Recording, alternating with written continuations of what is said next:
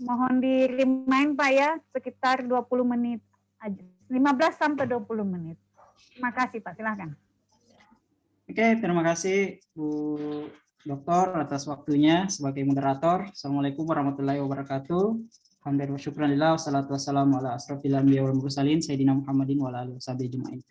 Ya, buat adik-adik yang lagi mendengarkan sharing materi hari ini, ya saya lihat sudah banyak yang bergabung. Sejak semalam saya sudah sharing tentang pengantar keteladanan dalam bentuk video di YouTube. Itu kalian lihat kalau masih ada yang belum sempat menyaksikan. Itu sebenarnya untuk mempersingkat penyajian materi sebenarnya, karena kalau hanya tentang pengertian tentang dasar-dasar mengapa keteladanan itu penting, saya kira itu sudah dibagikan dalam bentuk video, dan adik-adik juga bisa akses kapanpun ingin mendengarkan ulang juga bisa. Nah, pada pertemuan lewat Zoom ini, lewat meeting online ini, sifatnya hanya penekanan dan lebih pada diskusi, karena pada video itu tentunya kita tidak ada interaksi secara langsung. Pun nanti hal-hal yang masih kurang jelas atau masih butuh untuk didiskusikan, tentunya nanti bisa kita sama-sama berdiskusi, apakah lewat di kelas, ya masih ada tatap muka 2 kali, ya Pak, untuk setiap mentor, ya, ataukah diskusi-diskusi lepas di luar, ya. Apakah mau ngajak di kampus bisa ketemu, atau mau di warung kopi juga boleh, nantilah kita lihat waktu-waktunya seperti apa.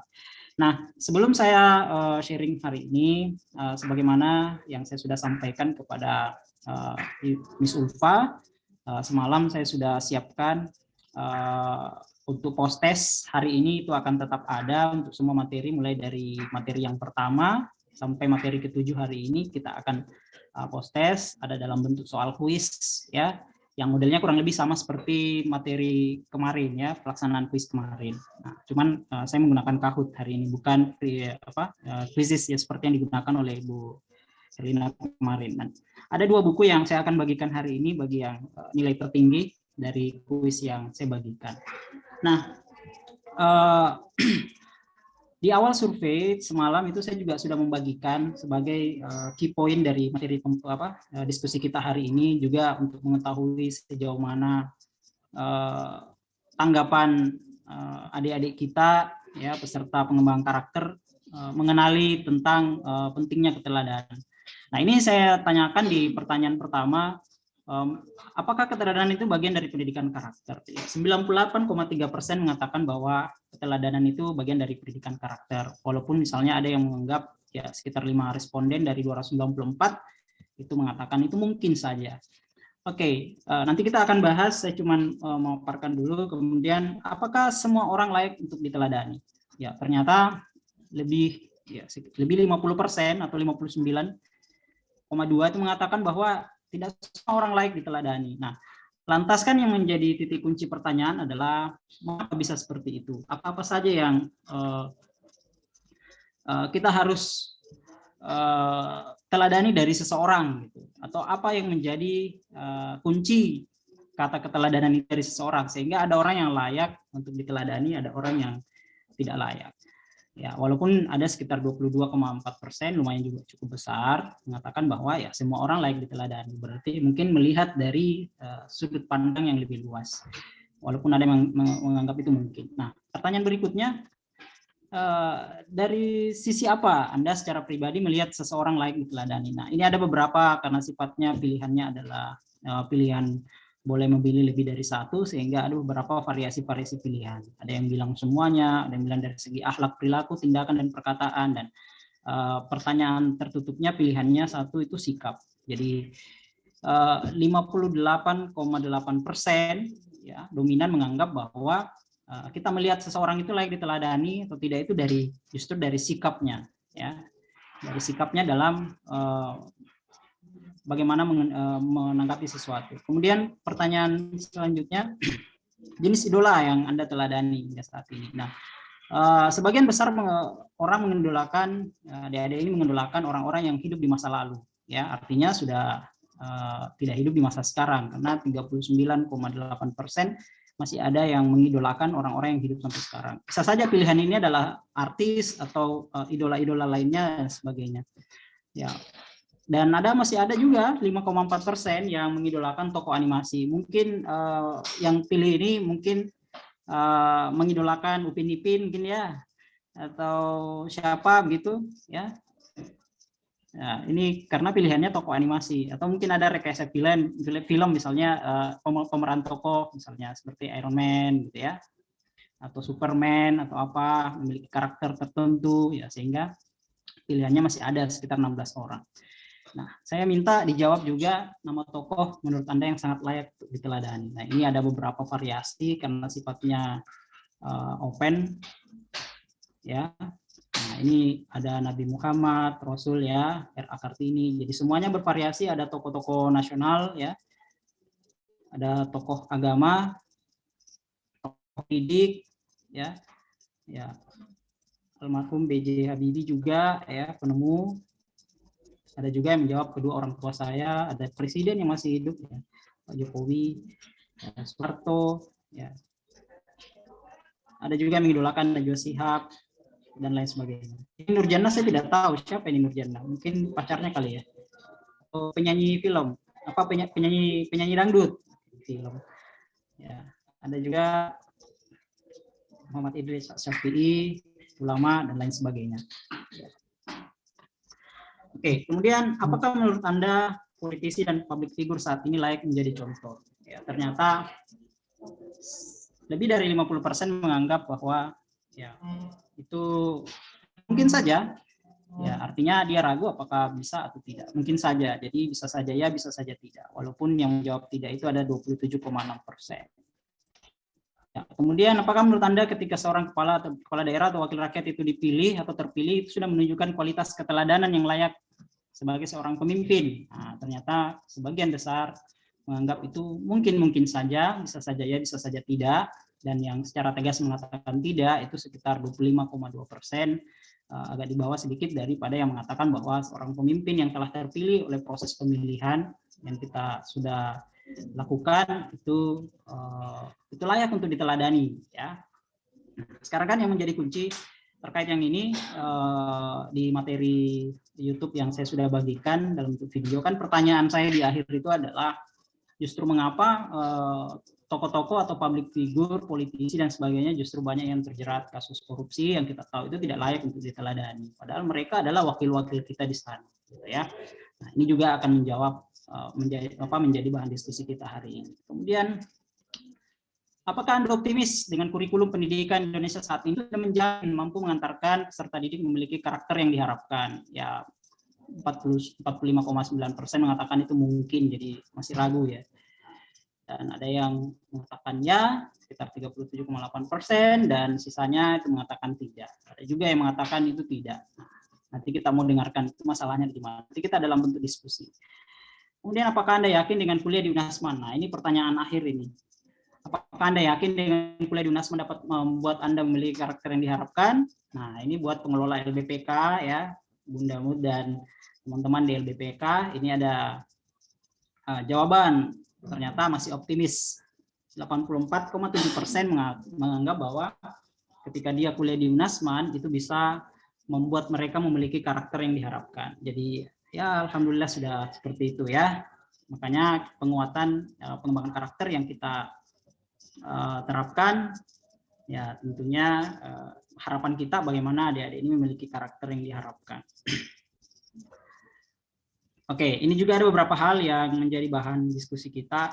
Ya, secara umum saya sudah baca beberapa masukan-masukan.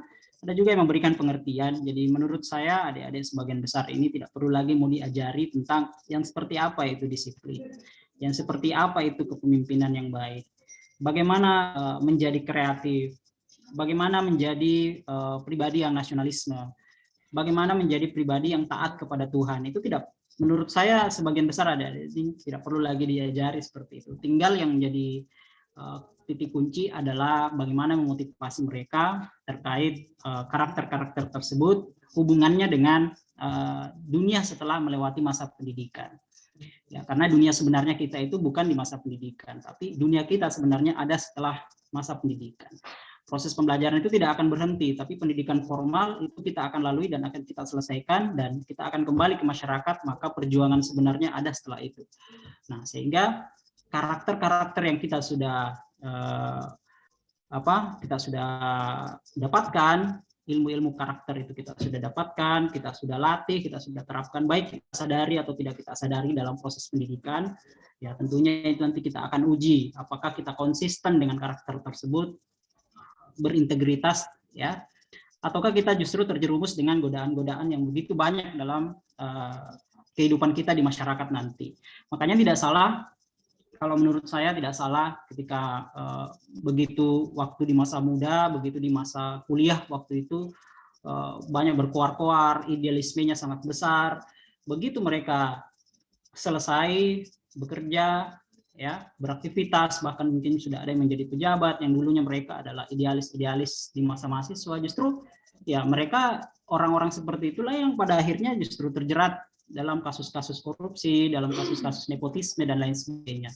Nah, ada apa dengan proses pendidikan kita? Nah, ini menjadi bahan diskusi kita yang tentunya bisa kita jadikan referensi ke depan, bukan mengajari tapi lebih pada bagaimana kita bisa lebih berdiskusi.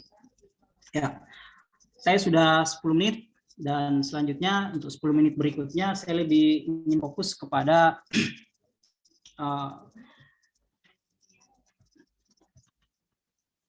tentang pembentukan karakter. Jadi bagaimana pembentukan karakter dan hubungannya dengan keteladanan. Ya.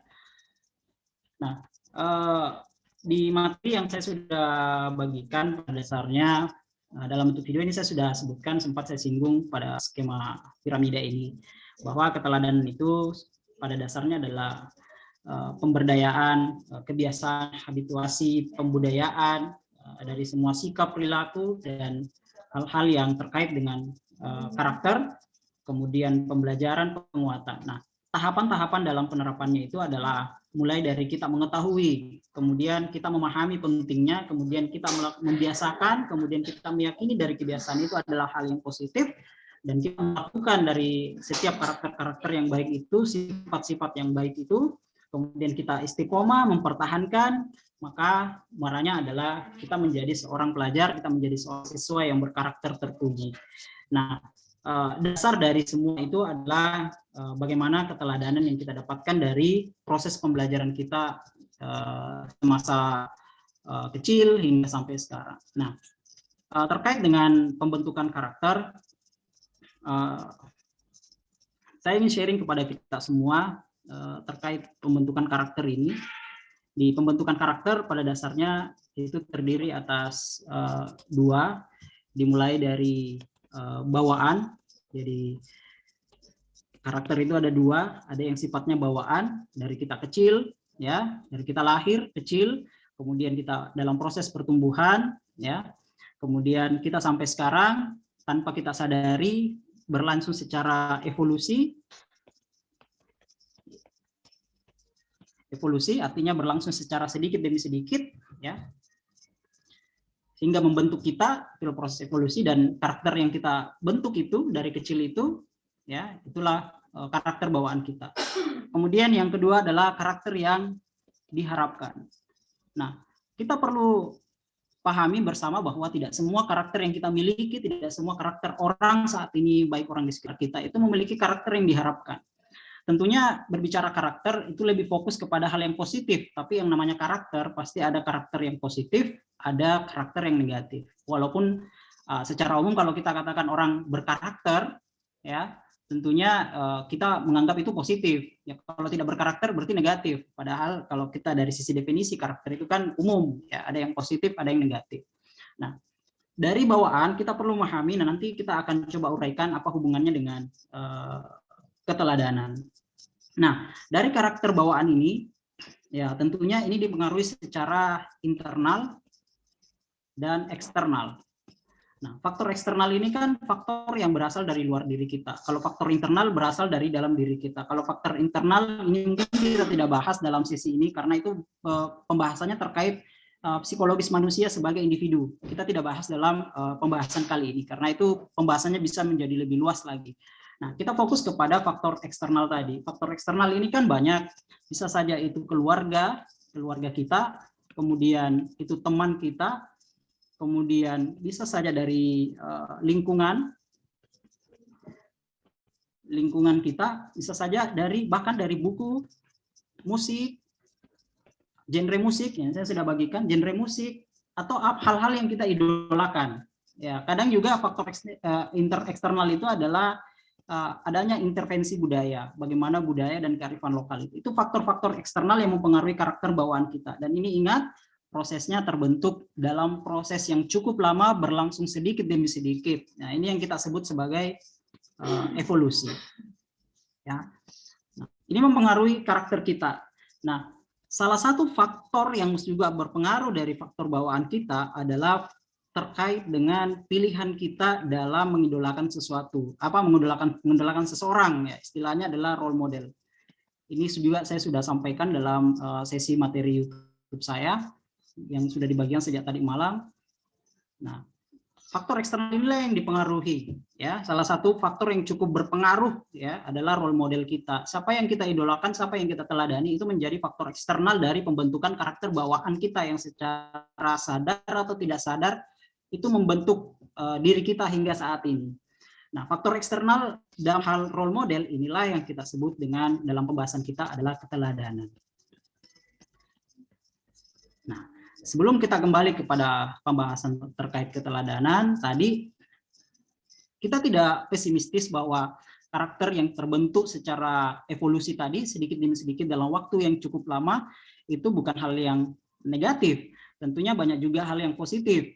Tapi pada dasarnya untuk melihat sebuah karakter itu tentunya baik itu bawaan atau harapan, apa yang diharapkan, tentunya kita harus melihat apa yang menjadi nilai dari sebuah karakter tersebut.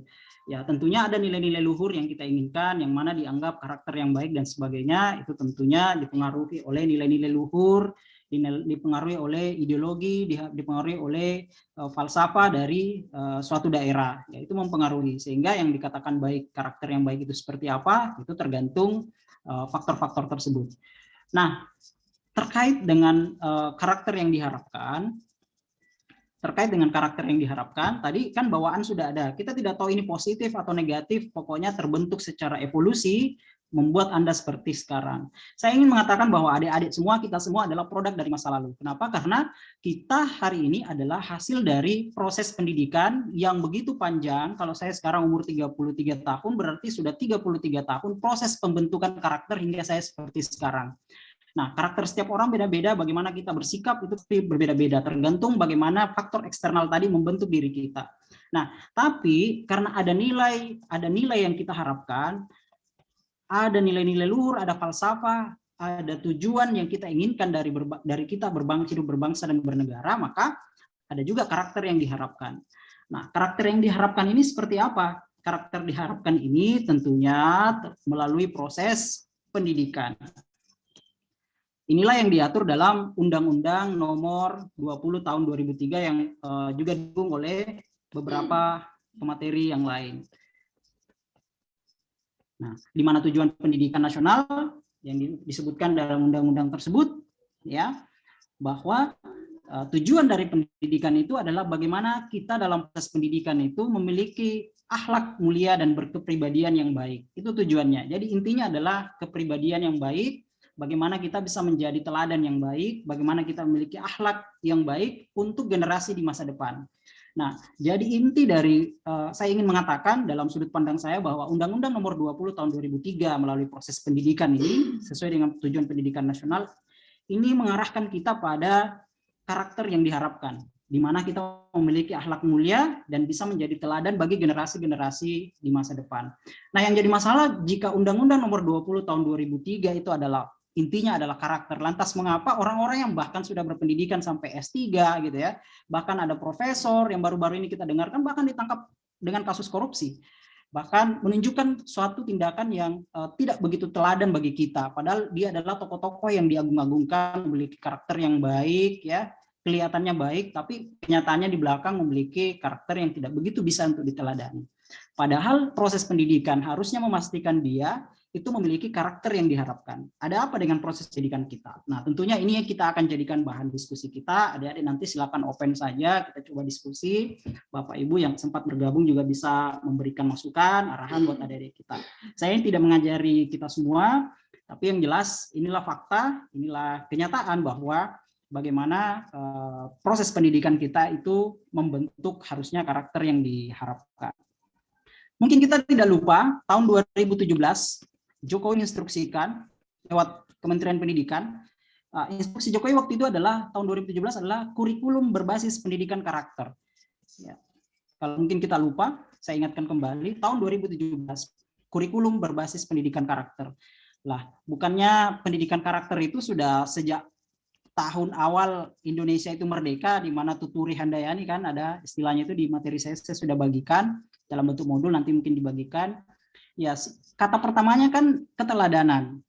Ya, Ki Hajar Dewantara mengarahkan bagaimana proses pendidikan kita itu membentuk karakter, bisa menjadi teladan bagi generasi-generasi di masa depan. Tapi kenapa justru krisis keteladanan tahun 2017 Jokowi menganggap bahwa pendidikan kita harus berbasis pendidikan karakter. Padahal sudah sejak dahulu pendidikan kita harusnya adalah pendidikan karakter. Diperkuat lagi dengan Undang-Undang Nomor 20 dan justru tahun 2003. Nah, artinya apa? Dalam proses perjalanan pendidikan kita, ada yang miss dalam proses kurikulum kita. Nah, apa yang terjadi dengan kurikulum yang kita miliki? Apakah kurikulum ini justru tidak membuat peserta didik ini memiliki karakter yang baik, tidak memiliki keteladanan yang baik? Nah, ini menjadi bahan kajian kita. Lantas seperti apa yang kita harus lakukan untuk bisa menjadi teladan? Kalau bagi saya sih kuncinya kembali lagi ke grafik gambar yang ada di bawah. Untuk bisa menjadi pribadi yang baik dalam proses pendidikan, tentunya untuk di karakter yang diharapkan kan melalui proses pendidikan, di mana UNASMAN mengambil peran di sini. Ya, kita menganggap mengapa LBPK ini ada, lembaga pendidikan pengembangan karakter, lembaga bahasa Inggris dan pendidikan karakter, di mana salah satunya adalah pendidikan karakter, karena kita menganggap bahwa pendidikan karakter ini sangat penting, butuh penekanan, butuh penguatan. Sehingga UNASMAN dalam proses pendidikan karakter itu kita siapkan di semester-semester awal ini. Karena ini kita menganggap ini penting, adik-adik perlu diingatkan lagi tentang karakter yang diharapkan. Nah, untuk bisa menjadi teladan, sekali lagi, mohon maaf saya agak cepat sedikit karena waktu saya sudah habis. Untuk bisa menjadi teladan, intinya adalah bagaimana kita semua memahami tentang bagaimana karakter yang diharapkan dan bagaimana melalui proses hierarkis seperti ini. Saya tidak percaya kalau adik-adik tidak mengetahui mana sikap-sikap, mana karakter-karakter yang tidak baik, mana karakter yang baik. Saya yakin poin ini adik-adik semua pasti miliki. Saya tidak percaya kalau semua orang yang di Zoom ini atau di luar Zoom ini atau siapapun itu tidak memahami tentang, setelah mengetahui tidak memahami tentang mana karakter keteladanan yang baik, mana itu karakter yang baik. Saya yakin bisa. Yang jadi masalah adalah proses kita di tahap ketiga, yaitu membiasakan, meyakini itu baik, kemudian melakukan dan mempertahankan. Nah, untuk itulah saya juga ingin mengatakan dalam pertemuan ini, LBPK dalam proses pendidikan karakter tidak menjamin bahwa adik-adik setelah selesai menyelesaikan level 1, level 2 pendidikan karakter, kalian akan memiliki karakter yang baik. Karena ingat, karakter dipengaruhi oleh banyak hal, oleh faktor bawaan, kemudian faktor yang diharapkan dari proses pendidikan kita, dan itu berlangsungnya tidak bisa begitu cepat. Nah, saya ingin sharing sebenarnya, tapi karena waktu terbatas, saya kira nanti di kesempatan yang lain, bagaimana proses perubahan karakter itu. Perubahan karakter kan ada yang cepat, ada yang lambat. Ya, ada yang butuh waktu yang cukup lama dalam proses perubahan karakter, tapi kita tidak boleh pesimis, karena ada juga karakter bisa berubah dengan cepat. Nah, bagaimana proses karakter itu bisa berubah dengan cepat?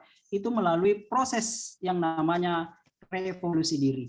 Nah, ini saya tidak akan bahas, yang ini saya tidak akan bahas. Kenapa? Karena bukan kajian kita. Intinya adalah bagaimana kita memahami, mengetahui dulu, memahami, dan yang menjadi tantangan adalah bagaimana kita membiasakan semua karakter-karakter yang telah di-sharing, telah dibagikan oleh para mentor.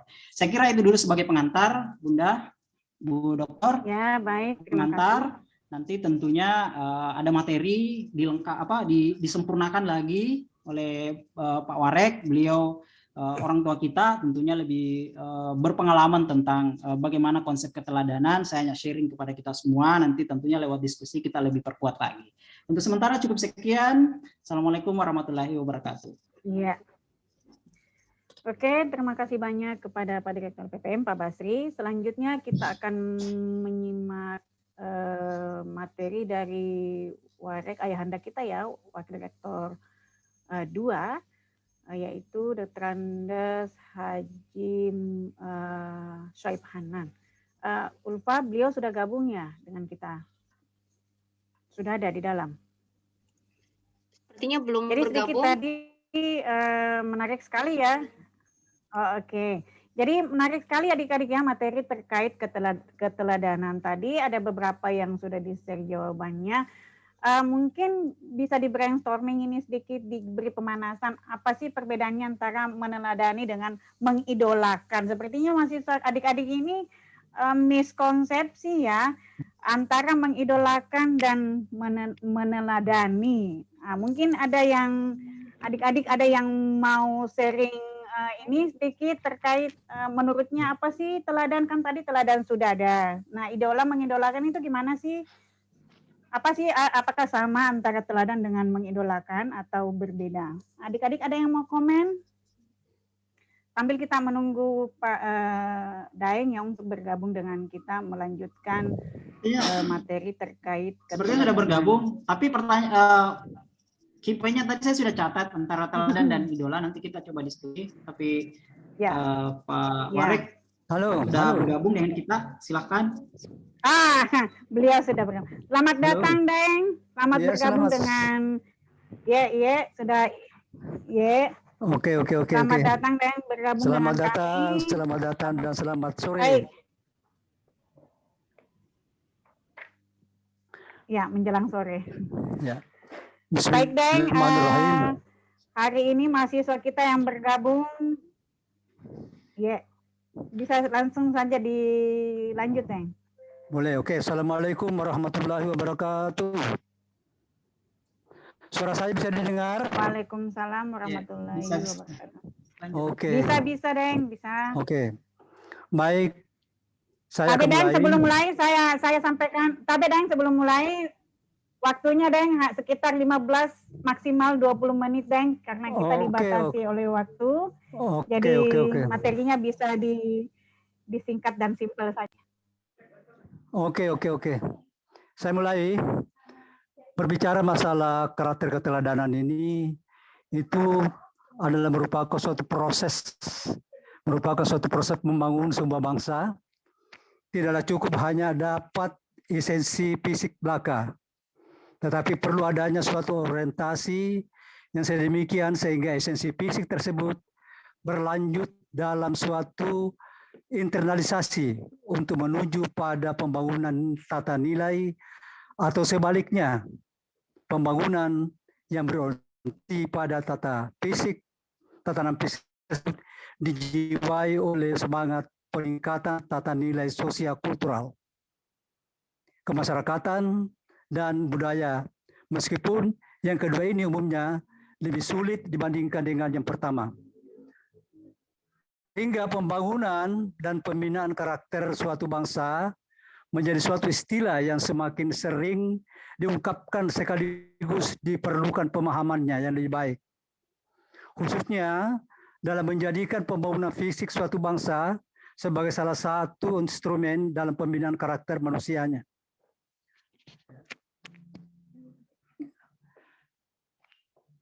Sisi lain yang tidak kalah pentingnya adalah pengaruh dan kemajuan kapasitas berpikir manusia yang umumnya diartikulasikan dengan bentuk kemajuan ilmu pengetahuan dan teknologi. Terutama dalam hal ini adalah teknologi informasi dan telekomunikasi. Kedua jenis teknologi ini secara sangat radikal telah mengakselerasi proses integrasi antara manusia dari berbagai bangsa dan memberikan dampak adanya amalgamasi berbagai kepentingan lintas bangsa atau lazim dikenal dengan globalisasi. Salah satu unsur yang sejatinya sudah ada dalam proses Amalgamasi tersebut adalah kepentingan antara manusia dari zaman dahulu kala adalah daya saing atau competitiveness. Ya.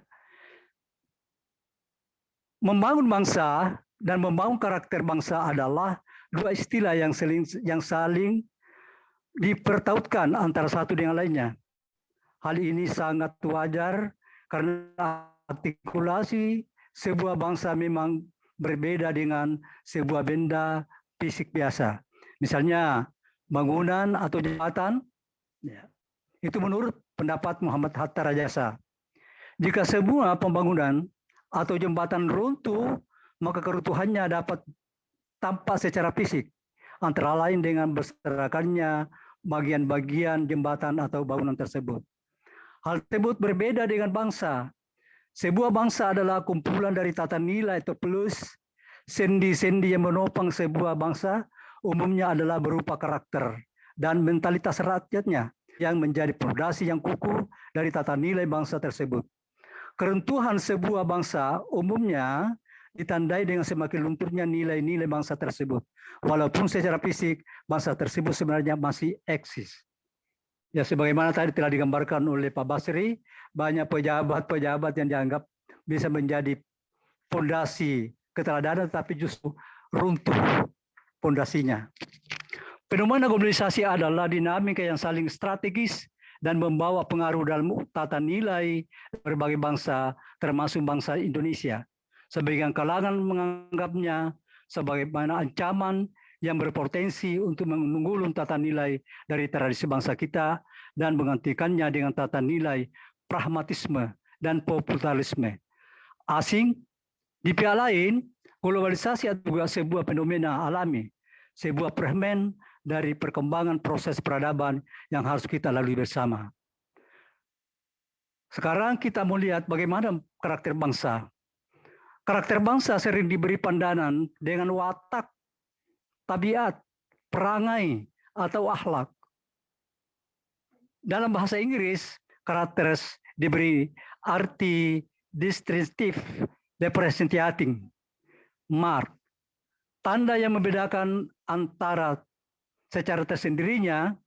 Karakter adalah keakuan rohania yang nampak dalam keseluruhan sifat dan sikap dan perilaku manusia yang dipengaruhi oleh bakat atau potensi dalam diri dan lingkungan.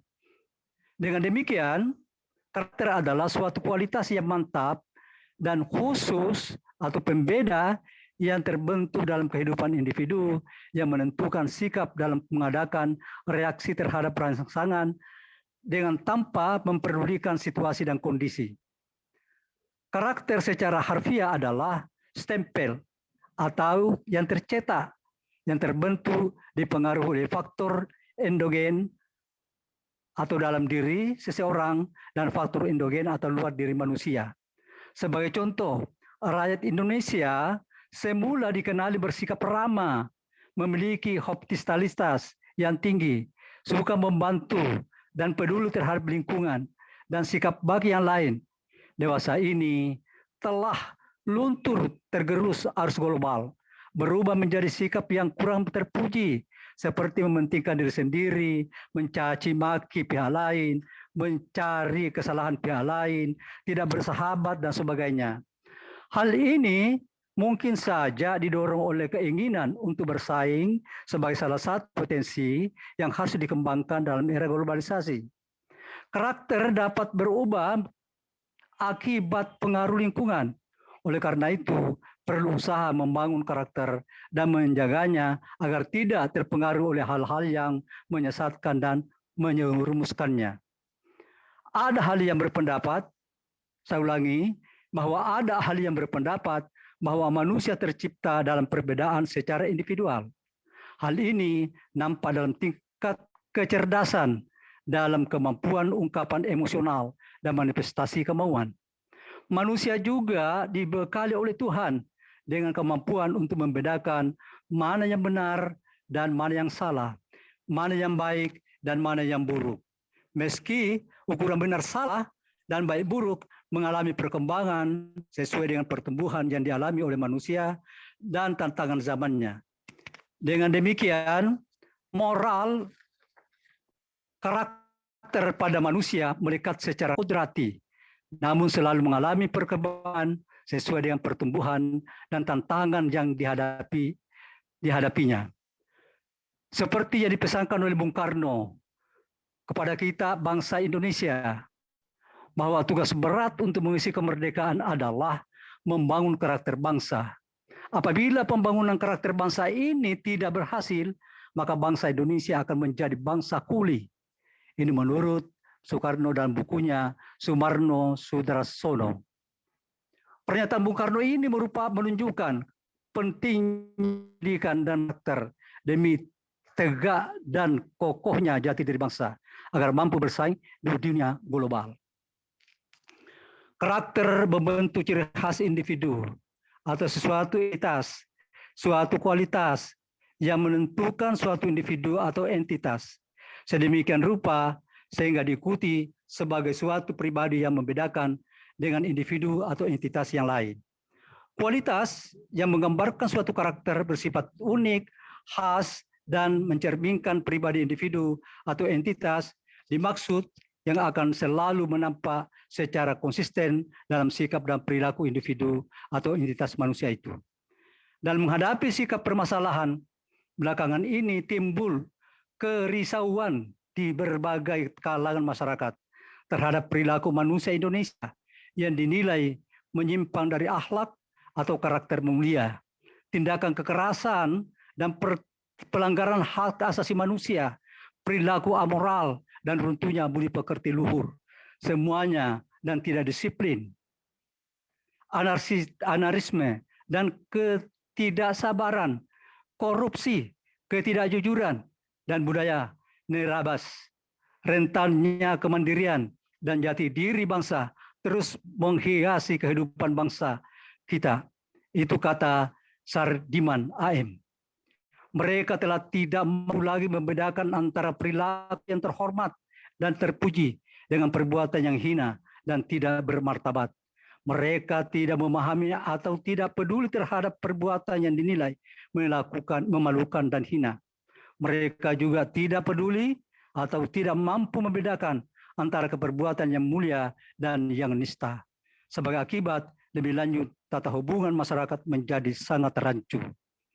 Masyarakat masa depan yang bercirikan semakin rasional, kritis, dan objektif, maka menuntut pelayanan yang tidak saja mementingkan simbol-simbol atau lambang-lambang saja, tetapi menuntut kualitas yang sebenarnya. Kehidupan masa depan yang disebut sebagai era modern, maka akan terjadi persaingan secara terbuka.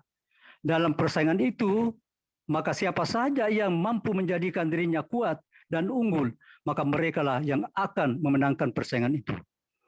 Dalam menjalankan hidupnya, manusia tidak terlepas dari nilai dan norma yang mewarnai kehidupannya. Sejak zaman purba, manusia selalu mendambakan namanya keadilan, kejujuran, kesejahteraan, keberadaban, dan sebagainya. Orang selalu membedakan antara perbuatan yang baik dan yang buruk, dan yang benar atau yang salah, dan yang adil atau yang zalim. Mereka sangat peduli dengan nilai kehidupan. Mereka mendambakan agar anggota masyarakat bersikap dan bertingkah laku sesuai dengan nilai yang dipilihnya.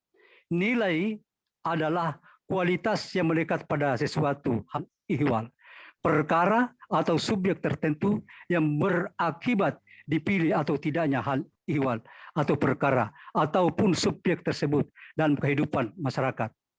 Suatu pemerintahan yang adil selalu menjadi dambaan rakyat. Lukisan yang indah selalu diburu oleh para kolektor lukisan. Orang yang jujur selalu dihargai oleh masyarakatnya dan sebagainya. Apabila nilai dapat terwujud, maka akan menimbulkan rasa puas diri pada masyarakat yang bermuara pada rasa tentram, nyaman, sejahtera, dan bahagia. Sayangnya, pengertian terhadap suatu nilai sering atau bahkan pada umumnya belum satu faham. Suatu contoh, bahwa ada yang berpendapat bahwa nilai itu bersifat subjektif, sangat tergantung siapa yang menyampaikannya. Ada pula yang mengatakan nilai bersifat objektif, tidak tergantung pada subjek yang mengungkapkannya. Nilai melekat secara intrinsik, tidak tergantung dari yang menggunakannya. Di samping itu, masih terdapat perbedaan pengertian terhadap suatu nilai. Nilai adil misalnya memiliki pengertian yang sangat beraneka ragam, sehingga sering terjadi perbedaan pendapat mengenai keadilan terhadap suatu hal ihwal atau perkara yang satu. Suatu perkara atau hal ihwal dapat dikatakan adil oleh pihak tertentu, secara bersamaan dikatakan tidak adil oleh pihak lain. Bagaimanapun, masyarakat sangat mendambakan nilai-nilai tertentu dan selalu berusaha untuk mewujudkannya. Nilai dipergunakan sebagai ukuran untuk menentukan suatu atau menilai suatu tingkah laku manusia, disebut norma. Norma adalah berasal dari bahasa Latin yang artinya siku-siku, suatu alat untuk mengukur apakah suatu objek tegak lurus atau miring. Demikianlah pula halnya dengan norma kehidupan, dipergunakan manusia sebagai pegangan atau ukuran dalam bersikap dan bertindak. Apakah sikap dan tingkah lakunya tidak menyimpan dari nilai yang telah ditetapkannya dalam hidup bermasyarakat, berbangsa dan bernegara, dikenal sebagai norma. Seperti norma agama, norma adat, norma moral, norma hukum, dan sebagainya. Masing-masing mendukung nilai sesuai dengan bidangnya. Kaitan karakter, jati diri, nilai dan norma karakter, jati diri, nilai dan norma perlu didudukan secara tepat dan profesional agar tidak terjadi kerancuan dan kekacauan di dalam memanfaatkan dan menerapkannya, baik dalam wacana maupun dalam praktek kehidupan.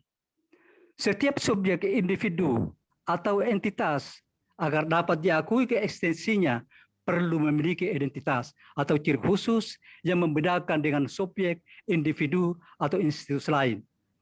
Identitas atau ciri khusus yang telah memperibadi menyatu dengan subjek, individu, atau identitas tersebut disebut jati diri.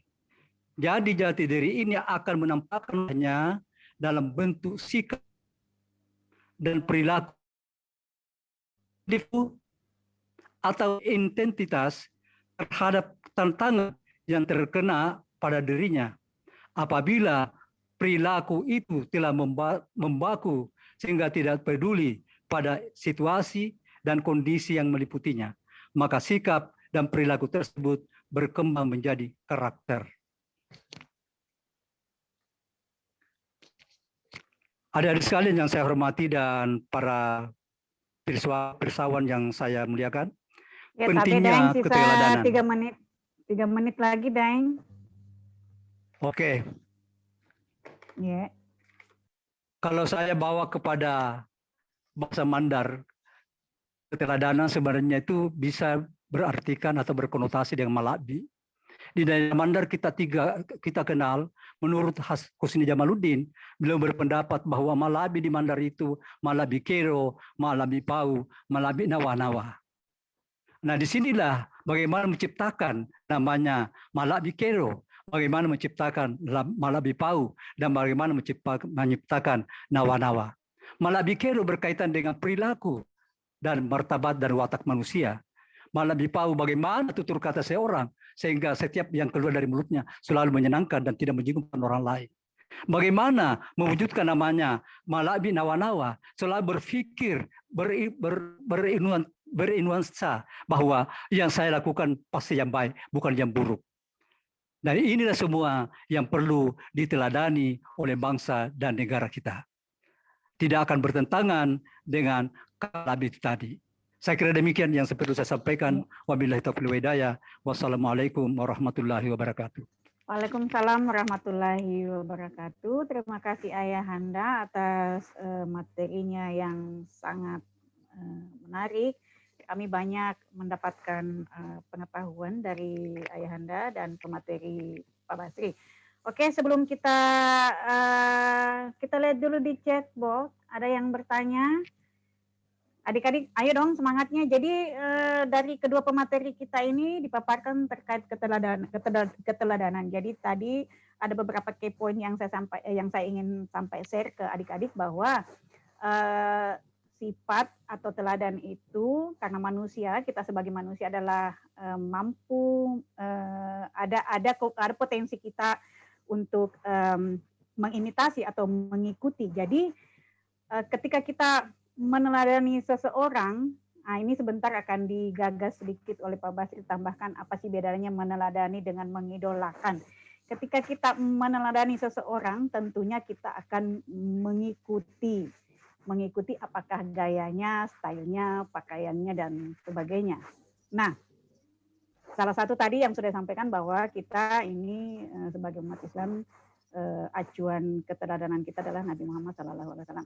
Berikutnya lagi tadi key point yang disampaikan oleh Ayahanda, kalau di Mandarini ada ini ya namanya malakbi. Nah ini juga menjadi penekanan malakbi itu bagaimana sih dan mengapa kita perlu bermalakbi. Nah ini adik-adik yang ingin bertanya silahkan dibuka mic-nya ya, diklik mic-nya. Sambil menunggu yang ingin bertanya, mungkin masih ada yang ingin ditambahkan Pak Basri? Ya, kalau Daeng? perlu saya jawab dulu terkait sharing tentang teladan dan idola. Oh iya, ini belum ada yang muncul pertanyaan. Belum ada yang bertanya. Wiwi Hestika. Oke. Wiwi Hestika, silakan. Kenapa tidak ditulis di chat box, Wiwi? Ini takutnya jaringannya ya sampai suaranya bergelombang. Silakan bertanya, Wiwi. Mudah-mudahan bagus jaringannya ya, tidak bergelombang. Buka mic-nya, Ya, Wiwi, silakan dibuka mic-nya. Oke, buka mic-nya, Wiwi. Ya, silakan. Sudah minta untuk unmute ini masih. Ya, silakan. Ya. Sebutkan Ya, Bu, nama, terima kasih. Nama prodi dan prodinya ya. Ya, Bu.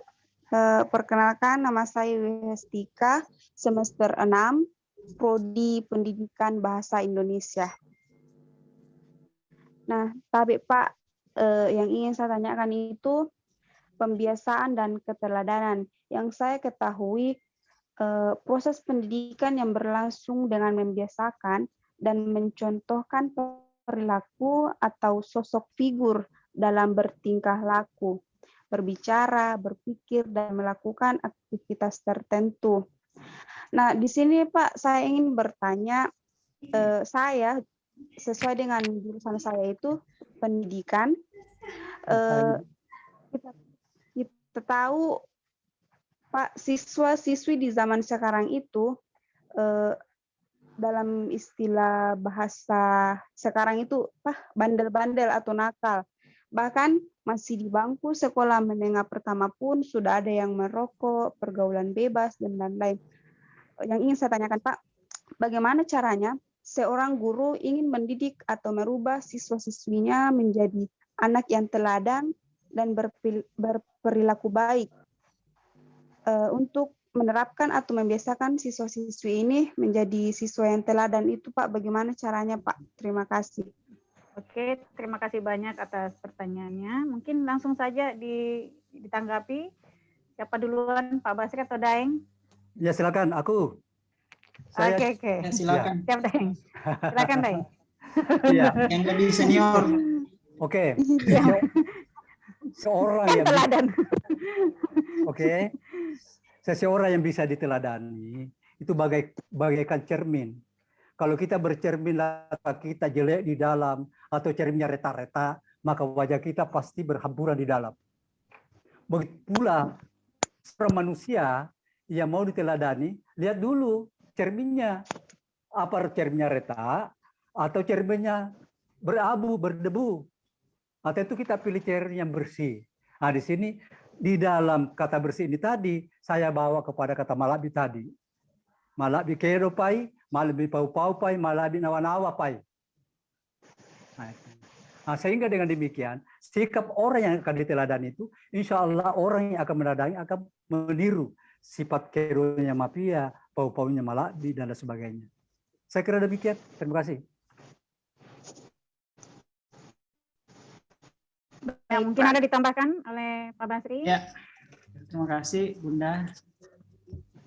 Sekaligus tentang role model tadi Pak, tentang idola vs teladan. Jadi sudah lengkap lah apa yang disampaikan oleh Ayahanda tadi terkait dengan bagaimana orang yang kita jadikan teladan itu sama seperti kita bercermin. Nah, yang jadi masalah adalah pengenalan dalam mana cermin yang bagus, karena dalam tanda kutip ini dalam artian keteladanan ya, terkait dengan sikap dan perbuatan perilaku. Nah, banyak juga dalam proses pembelajaran kita, dalam proses aktivitas kita, dalam proses bertumbuh kita dari karakter bawaan yang tadi saya sudah jelaskan, ya tidak semua juga adik-adik kita ya, generasi-generasi kita mengetahui mana yang sifatnya positif ya, dalam artian mana sikap-sikap, mana perbuatan-perbuatan yang bisa kita teladani, mana perbuatan yang tidak bisa untuk diteladani. Ya, ini tentunya lewat pendidikan karakter diharapkan bisa lebih ya, tadi dalam hierarkinya bisa lebih mengetahui. Tapi sebagaimana penekanan saya tadi ya, mengetahui cermin yang bagus, cermin yang tidak bagus, itu saya kira kita sudah mengetahui dan memahami. Hanya tinggal bagaimana kita membiasakan. Memang dalam tantangannya saat ini kan bagaimana karakter-karakter yang baik ya, itu bisa kita biasakan, kemudian kita bisa konsisten melakukan. Ya tentunya dan godaan tentunya sangat banyak. Nah, terkait pertanyaan Wiwi Hestika tadi, cukup menanggapi saja bagaimana guru di era sekarang ini dalam mendidik. Ya.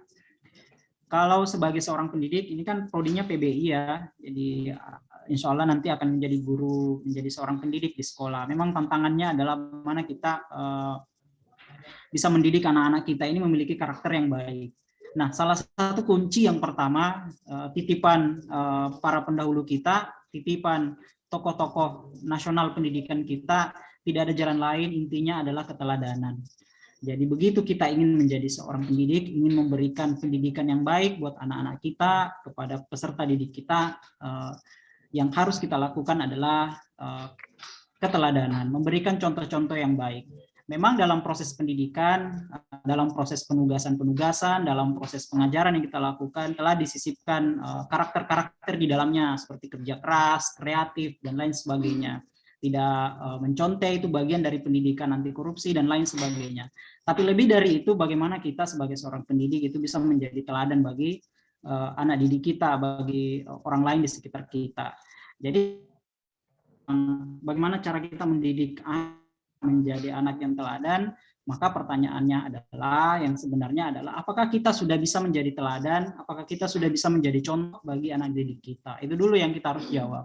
Begitu kita sudah memiliki karakter yang baik, bisa memberikan contoh yang baik, maka anak-anak didik kita, maka generasi-generasi kita itu akan dengan mudahnya akan meneladani, akan mudahnya mereka meniru. Karena secara psikologis ini tadi memang saya tidak sempat bahas yang soal faktor internal tadi, ya, yang soal faktor internal terkait dengan keteladanan. Dari faktor bawaan tadi, faktor internal kan saya tidak bahas. Ya. Sebenarnya ini dipengaruhi juga faktor internal kita. Jadi bagaimana seorang pribadi itu dipengaruhi dari faktor pembentukan karakternya dari faktor bawaan secara internal. Nah, di faktor internal ini kan ada proses secara psikologis manusia dalam proses bertumbuhnya sebagai seorang individu kan pada dasarnya manusia itu lebih senang, lebih mudah belajar dari sesuatu yang dicontoh. Bukan dari sesuatu yang kita katakan, bukan dari sesuatu yang apa istilahnya kita ajarkan. Tapi mereka akan mudah belajar dari sesuatu yang kita contohkan. Itu secara psikologis manusia itu akan mudah belajar dari contoh. Makanya sungguh luar biasa tokoh-tokoh pendidikan kita, para pelopor pendidikan di negara kita, di bangsa kita NKRI ini, menjadikan keteladanan sebagai kunci pertama dalam proses pendidikan. Makanya Bapak Ibu ya, yang calon Bapak Ibu nanti, ya adik-adik semua calon pendidik, mau jurusan pendidikan maupun bukan, kita semua nanti akan menjadi guru bagi generasi kita. Maka salah satu kuncinya adalah keteladanan. Salah satu kuncinya adalah menjadi cermin yang baik. Ajarkan peserta didik kita tentang mana tata nilai yang baik, mana karakter yang baik, sehingga itu akan menjadi pencontoh pembanding dari yang kita lakukan, dari sikap dan perbuatan kita sehari-hari. Nah, menarik tadi ada pertanyaan terkait sebenarnya ini faktor eksternal terkait faktor role model atau model yang kita lihat. Nah, di sini kan muncul pertanyaan, apa perbedaan antara idola dan teladan, atau dalam hal ini keteladanan sesuai materi kita hari ini? Apa yang menjadi pembeda dari kedua ini? Sebenarnya ini dari sisi bahasa bisa didefinisikan secara positif, tapi bagi banyak orang biasanya idola itu banyak didefinisikan secara umum, bisa berfaktor dalam definisi negatif, bisa juga dalam definisi positif. Tapi kalau kita berbicara tentang keteladanan, maka kita berbicara dari sisi hal yang positif. Ya, Nur Hadi sepertinya mencoret-coret di layar. Ya, bisa tidak mengganggu dulu. Nur Hadi Kusuma dari Prodi Bisnis, saya tahu. Ya, tidak usah mengganggu. Sedikit dulu Pak Basri, ya sedikit ya adik-adik, saya sudah berikan tadi informasi, tolong ditulis di chat box pertanyaannya. Sebentar kami arahkan pertanyaannya ke narasumber. Jika tidak diajukan di chat box, nanti kita akan silakan konsultasi kembali ke ininya ya, mentornya. Baik Pak Basri, masih ada? Boleh saya tambahkan? Ya. Sedikit lagi, Deng, karena waktu kita sangat bisa, Deng, 2 menit saja, Deng. Kita sudah dibatasi waktu, sudah jam 3 ini. Ya, silakan. Oke. Jadi perlu saya jelaskan di sini karena ada pertanyaan bagaimana guru berubah sikap siswa. Di sini ada pendapat Dan Mudley dalam bukunya Pendidikan Islam dalam Sistem Pendidikan Nasional di Indonesia mengatakan bahwa salah satu proses asumsi yang melandasi keberhasilan guru dan pendidikan guru adalah penilaian berfokus pada sifat-sifat kepribadian guru. Kepribadian guru yang dapat menjadi suri teladan yang bisa menjamin keberhasilannya mendidik anak. Faktor keteladanan yang seharusnya ada pada diri seorang guru adalah sebagai berikut. Pertama, kesiapan untuk dinilai dan dievaluasi. Ini akan berdampak pada kehidupan sosial di masyarakatnya, karena ucapan, sikap, dan perilakunya menjadi sorotan dan teladan. Orang mukmin adalah cermin bagi orang mukmin yang lain. Jika ia melihat celah padanya, maka diperbaikinya. Itu dalam hadis Bukhari. Iya. Kedua, memiliki kompetensi minimal. Maksudnya kompetensi ini bisa dijadikan cermin bagi dirinya maupun orang lain. Dapat menumbuhkan dan menciptakannya keteladanan, terutama bagi peserta didiknya. Yang ketiga, memiliki integritas. Integritas adalah adanya persamaan antara ucapan dan tindakan, atau satu kata dengan perbuatan. Letaknya pada kualitas istiqamah yang berupa komitmen dan konsistensi terhadap profesi yang diembannya. Oke. Masih Pak, saya sampaikan dulu sedikit. Ya. Al-Maharibi bin As'aid mengatakan dalam bukunya, begini seseorang mendidik anak di dalam pendidikan nasional.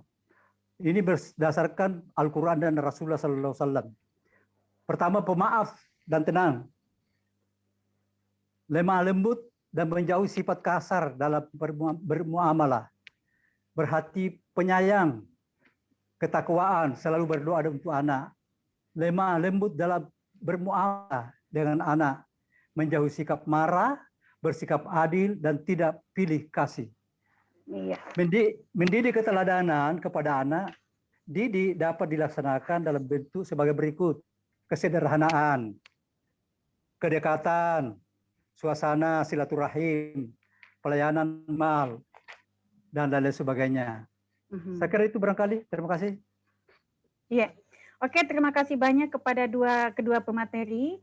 Jadi saya ambil kesimpulan dari beberapa tadi key poinnya, saya tambahkan sedikit bahwa sifat itu genetik menurun dan kita ini sebagai manusia memiliki potensi untuk meniru.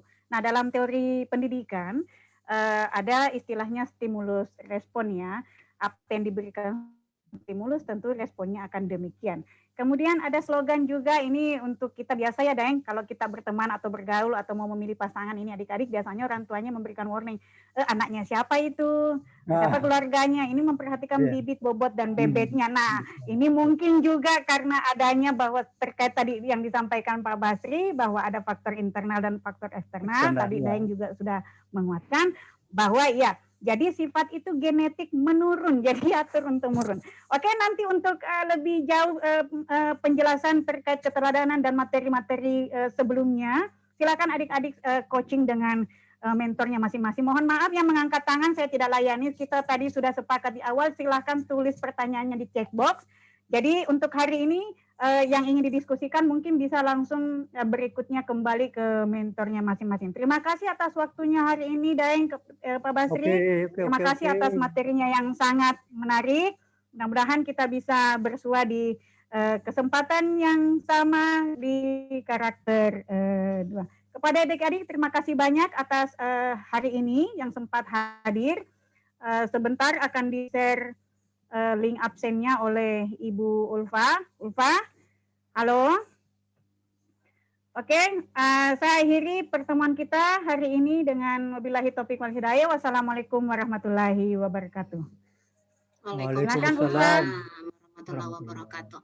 Baik, terima kasih Ibu Moderator, terima kasih para pemateri. Sebentar malam saja atau gimana? Kuisnya tadi ada ya? Kuisnya tadi ada ya? Ada sudah ada sih, cuman kalau kita harus berakhir, saya enggak tahu sekali kita tentuin atau silakan. Oh iya, pengumuman juaranya ya, nanti silakan kuisnya dulu. Ya, Pak Basri. Sir, silakan kuisnya dulu. Bisa. Silakan. Kita mau dalam bentuk offline atau maksudnya nanti malam baru saya share atau mau sekarang? Kalau sekarang saya play-nya. Karena saya pakai Kahoot.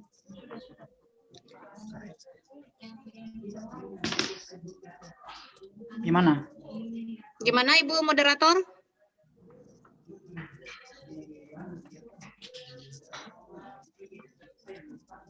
Saya kan sudah menyerahkan kepada host, jadi silakan host mengambil alih sesi yang ini ya. Terima kasih. Oke.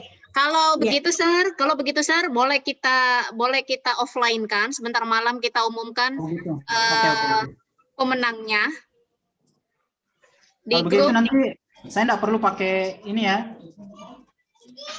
Saya enggak perlu pakai jalankan sekarang maksudnya. Ini kan sudah loading. Saya tinggal kirim PIN-nya, kemudian saya play. Silakan kalau misalnya mau atau gimana. Soalnya kan ini aplikasinya juga terbatas. Nah, kita pakai yang gratisan ini. Oke, jadi bagaimana adik-adik yang lain sepakat kalau kita jalankan sekarang? Kita jalankan sekarang ya. Sekarang nggak bisa. Oke. Kok. Kenapa? Ya, Bu. Oke, dijalankan sekarang.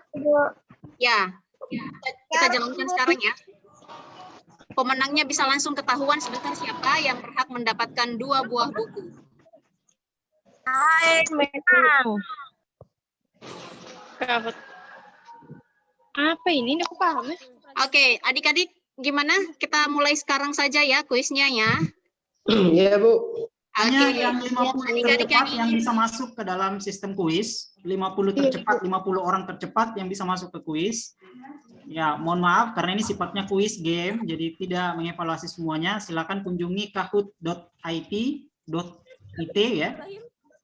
Kemudian isikan identitas nama. Nanti ketika saya mulai, maka kuisnya baru dimulai. Jadi baru untuk tahap awal ini kalian hanya memasukkan saja identitas dulu. Sambil kita menunggu kalau sudah cukup sekitar hampir 50 baru kita mulai.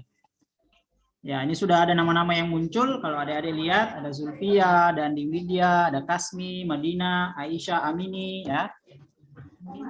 Ini baru 5 orang. Kita tunggu yang lain dulu ya. Caranya masuk di kahoot.it, kemudian masukkan PIN 6698193. Nah, ini sudah mulai masuk, baru 10 orang, 11. Hanya kita mengambil 50 orang tercepat untuk mengikuti kuis. Ya, ini evaluasi bukan sifatnya memberikan nilai di akhir ya, cuman dalam bentuk kuis saja. Ya, sudah ada 15 orang. Ya, Ibu Ulfa bisa bantu monitor nanti ya. Siap, Sir. Oke. Ya, sambil menunggu yang baru 19, saya ada buku. Ini menarik, ini terkait dengan karakter bagaimana kita mengendalikan emosi. Ya, check up emosimu. Ini karya dari Dewi Kusuma. Saya sudah baca, bukunya menarik. Bagaimana kita memaafkan, bagaimana kita mengendalikan stres dan lain sebagainya. Ini buku ini sangat bagus. Ini saya tidak promosi ya, bukan tulisan saya ini, tapi buat adik-adik yang menang hari ini. Kemudian ini juga ada buku tentang Your Money, Your Attitude. Ini terkait dengan pembahasan kita tadi sih, mengapa para pejabat itu yang tokoh publik figure dan sebagainya itu lebih yang tersandung kasus itu rata-rata tersandungnya karena kasus masalah uang, korupsi dan sebagainya. Ya, karena itu dari faktor ini. Di buku ini juga sempat dijelaskan tentang hal tersebut. Your Money, Your Attitude. Oke, sudah 43, 2 lagi. Kita tidak tunggu sampai 50. 45 kita mulai ya. Oke, 46 kita mulai. Silakan adik-adik lihat di layar 3, 2, di layar handphone masing-masing ya. Oke. Ini baru pembukaan. Bagaimana kabar hari ini? Silakan Anda pilih. 20 detik, sudah 9, 11, 15, 18, 24, 28, 29, ya. 44, ya, 45 sudah menjawab, ya. 48 sudah menjawab, ya. Oke, kita semua dominan bahagia hari ini, yang lain bersemangat, ada lagi berduka. Kasian ya, ada yang berduka ya, ada yang lagi lemas, ya, mungkin habis kehabisan kuota mungkin hari ini. Kita masuk ke pertanyaan yang pertama. Oke, tidak ada poin untuk soal nomor pertama. Nah, soal kedua ini sudah ada poinnya. Perhatikan gambar di atas, ilustrasi tersebut lebih cocok mewakili karakter apa? Ayo jawab, waktunya 15 detik. Yang tercepat tentu mendapatkan poin lebih tinggi ya.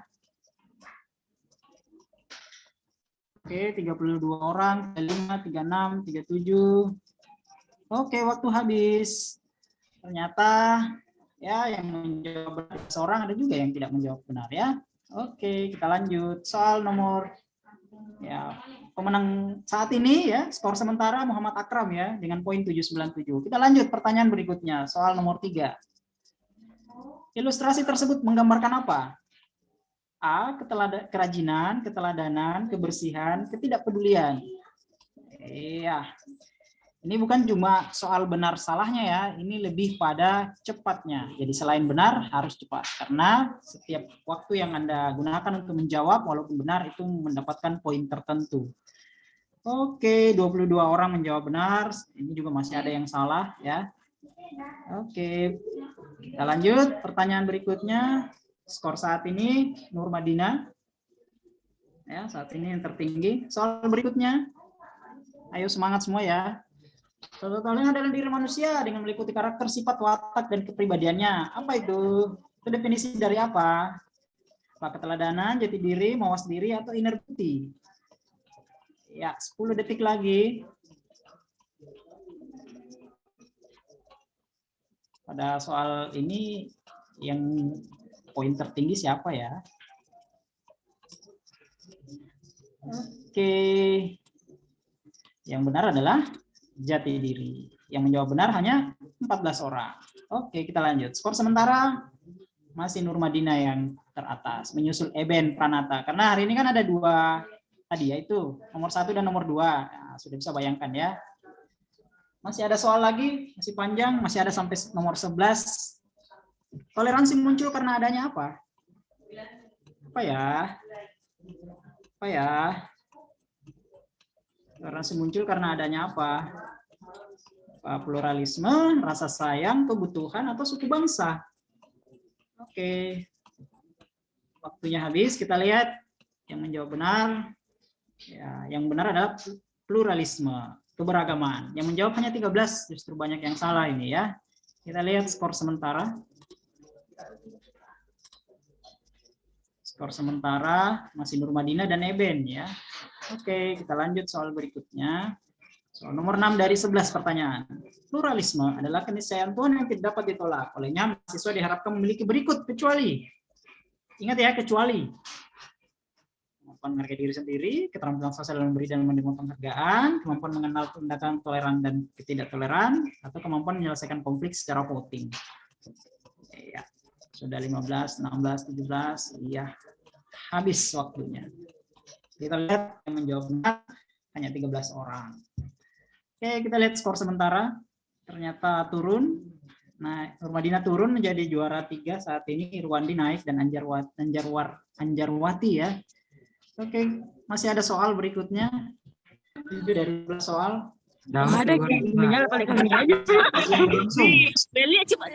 Contoh kepedulian dalam bantu teman saat ujian berlangsung. Itu benar atau salah? Ya, ingat, ini bukan soal benarnya jawaban, tapi kecepatan.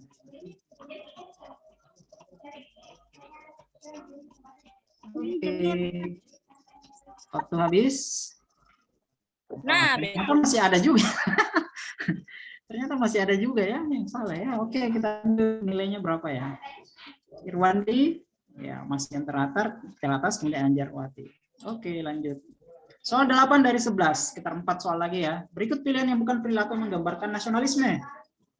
Yang mana bukan menggambarkan nasionalisme? Menghormati simbol negara, bangga memiliki bangsa dan juga tanah air, amanah dalam jabatan, rela mati demi keluarga.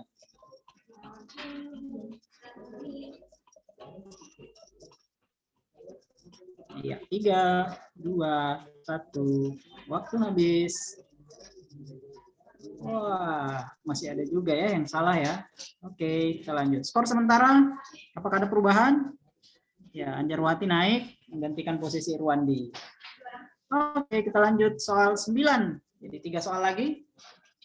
Tujuan kearifan lokal berikut harus melekat dalam setiap aspek kehidupan yang kurang tepat. Yang kurang tepat, apakah menjaga nasionalisme, menjaga budaya sebagai pluralisme, mengambil nilai dari setiap pesan-pesan budaya, atau menjaga turun-temurun pesan orang tua. Yang mana bukan? Yang mana bukan yang kurang tepat ya? Sedikit lagi ya, tinggal 2 soal lagi. Mudah-mudahan masih bertahan sebelum azan. Ya, ternyata yang jawab benar hanya 13 orang. Oke, skor sementara kita lihat. Kurnia Apsa naik menggantikan Anjarwati dan Irwandi. Ari Hamid nomor 2. Oke, kita lanjut. 2 pertanyaan terakhir. Tahapan dalam membentuk karakter terpuji pada akhirnya adalah. Nah, ini materi saya tadi nih. Apakah mempertahankan, membiasakan, mengetahui, atau melakukan? Muara akhir tahapan dalam membentuk karakter terpuji. Ini materi saya tadi, yang dalam hierarki piramida tadi itu. Ya, yang terakhir apa? Apakah mempertahankan, membiasakan, melakukan, atau mengetahui? Mudah-mudahan ini tidak ada yang salah. Lah, masih ada juga yang salah. Cuma 8 yang menjawab benar. Yang paling penting adalah bagaimana kita mempertahankan, ya. Soal apa yang terlalu didengar. Skor sementara tidak ada perubahan ya. Oke, kita lanjut. Soal terakhir. Unsur agar seseorang dapat diteladani atau menjadi teladan yang kurang tepat. Yang kurang tepat. Siap dinilai, siap untuk dinilai dan dievaluasi, memiliki modal sosial, atau memiliki integritas moral. Tadi sudah disinggung oleh Pak Warik tadi di bagian diskusi. Ini ada 3. Yang kurang tepat dari 4 ini yang mana? Oke, sudah azan dan sekaligus ini menutup materi kita hari ini, kuis hari ini. Skor yang tertinggi yang akan mendapatkan 2 buku ini ya. Kita lihat nanti tinggal melapor ke LPPM. Ari Hamid urutan 3, urutan 2 Kurnia Apsa, dan urutan pertama adalah Irwandi. Jadi yang dapat buku ini adalah Irwandi. Saya tidak tahu dari prodi mana, dan Kurnia Apsa. Untuk yang nomor 3, mohon maaf, bukunya cuma 2 ya. Nanti buku ketiganya disiapkan sama LBPK kalau misalnya ada. Oke, dari saya cukup sekian. Ini kita screenshot sebagai bukti. Adik-adik yang memainkan game ini juga silakan screenshot juga sebagai bukti. Nanti tinggal mengikuti tinggal mengambil hadiahnya di LPPM. Oke, Bu Miss Ulfa, saya kira sudah cukup game kita hari ini. Kita sudah dapatkan pemenangnya. Baik, terima kasih, Sir. Selamat. Mudah-mudahan semua berbahagia hari ini ya. Ya, semoga semuanya berbahagia. Terlebih yang kedua pemenang, semoga berbahagia, membaca bukunya dengan bahagia, dan menerapkan ilmu yang didapatkan dari kedua bukunya ya.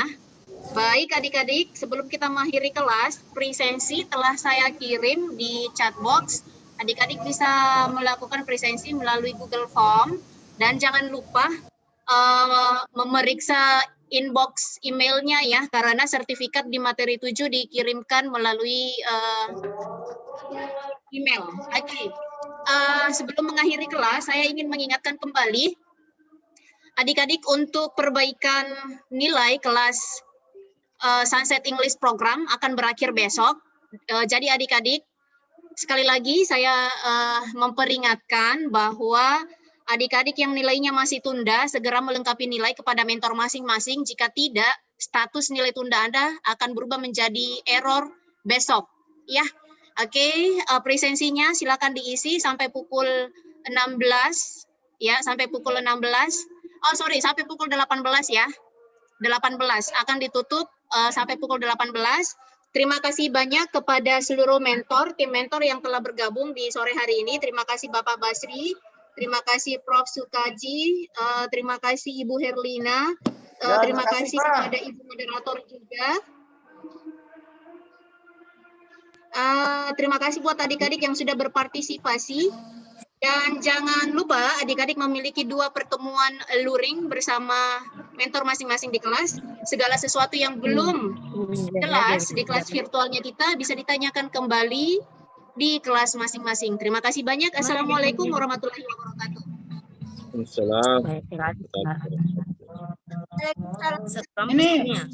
Ini Irwandi prodi apa?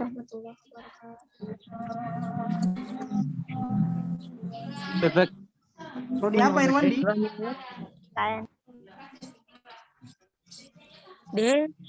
Irwandi prodi apa deh Irwandi? PPKM Pak. PKN ya. Kemudian yang perempuan Kurnia Absa? Pendidikan Bahasa Indonesia Pak. PBI. Oke, saya tunggu di LPPMD ya. Silakan datang, mau hari ini boleh, sore atau mau besok juga boleh. Oke, sampai jumpa. Assalamualaikum warahmatullahi wabarakatuh. Waalaikumsalam warahmatullahi wabarakatuh. Waalaikumsalam warahmatullahi wabarakatuh.